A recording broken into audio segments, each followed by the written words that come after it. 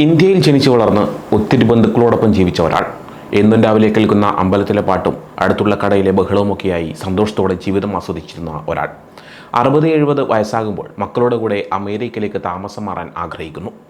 വാർദ്ധക്യത്തിൽ സമാധാനമായി ജീവിക്കാമെന്ന് വിചാരിക്കുന്നു. പക്ഷേ പല പ്രായമായ ഇന്ത്യക്കാരും വിചാരിക്കുന്നത് പോലെ ഇത് അത്ര നല്ലതാവണമെന്നില്ല. സന്തോഷത്തോടെ തുടങ്ങുന്ന ജീവിതം പെട്ടെന്ന് ഏകാന്തതയിലേക്കും നിശബ്ദതയിലേക്കും വഴിമാറാനുള്ള സാധ്യതയുണ്ട്.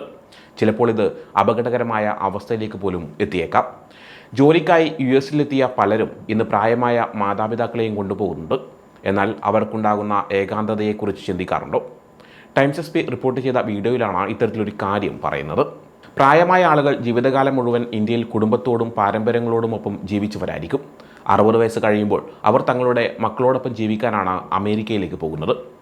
കൊച്ചുമക്കളോടൊപ്പം സമാധാനപരമായ വാർദ്ധക്യമായിരിക്കും അവർ സ്വപ്നം കണ്ടത്. എന്നാൽ അവരുടെ സ്വപ്നം പെട്ടെന്ന് തന്നെ ഏകാന്തതയിലേക്ക് വഴിമാറാനുള്ള സാധ്യതകളുണ്ട്. ജോലിയും വ്യക്തിഗത കാര്യങ്ങളും നിറഞ്ഞ അമേരിക്കൻ ജീവിതശൈലി ഇന്ത്യയിലെ കൂട്ടുകുടുംബ ജീവിതത്തിൽ നിന്ന് വളരെ വ്യത്യസ്തമായിരിക്കും. ഭാഷാ തടസ്സങ്ങൾ, പരിചയമില്ലാത്ത ഗതാഗത സൗകര്യങ്ങൾ, സാംസ്കാരിക വ്യത്യാസങ്ങൾ എന്നിവ കാരണം അവർ ഒറ്റപ്പെട്ടു പോയെന്ന് അവർക്ക് തോന്നിയേക്കാം. 2023 നടത്തിയ ഒരു പഠനത്തിൽ പല പ്രായമായ ദക്ഷിണേഷ്യക്കാരും വിഷാദത്തിലാണെന്നും ഒറ്റയ്ക്ക് പുറത്തു പോകാറില്ലെന്നും പറയുന്നു. പലർക്കും വണ്ടി ഓടിക്കാൻ അറിയില്ലായിരുന്നു. അവർക്ക് ഇംഗ്ലീഷ് നന്നായി സംസാരിക്കാനും കഴിവുണ്ടാകണമെന്നില്ല. തങ്ങളുടെ ചുറ്റുപാടുകളോട്, സ്വന്തം കുടുംബങ്ങളോട് പോലും അവർക്ക് മാനസികമായി അകലം തോന്നിയേക്കാം. ഈ ഏകാന്തത അവരെ അപകടത്തിലാക്കും. അമേരിക്കൻ രീതികളെക്കുറിച്ച് അറിയാത്തതിനാൽ അവർ തട്ടിപ്പുകൾക്ക് ഇരയാകാനുള്ള സാധ്യതകളും വളരെ കൂടുതലാണ്.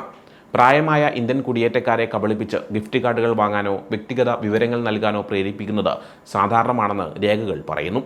ദക്ഷിണേഷ്യൻ വംശജരായ പ്രായമായവരെ ലക്ഷ്യമിട്ട് തട്ടിപ്പ് നടത്തുന്ന സംഘങ്ങളെക്കുറിച്ച് നിയമനിർവഹണ ഏജൻസികൾ മുന്നറിയിപ്പ് നൽകിയിട്ടുമുണ്ട്.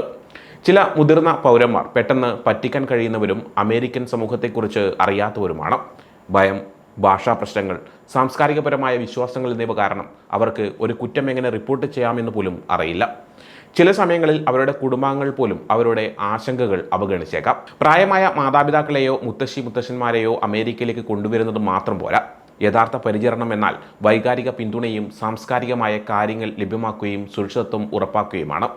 സാംസ്കാരികവും വൈകാരികവുമായ അടിയന്തരാവസ്ഥയാണ് ഇപ്പോൾ നിലനിൽക്കുന്നത്. ശരിയായ രീതിയിൽ കാര്യങ്ങൾ ചെയ്താൽ ഇതിന് പരിഹാരമുണ്ട്.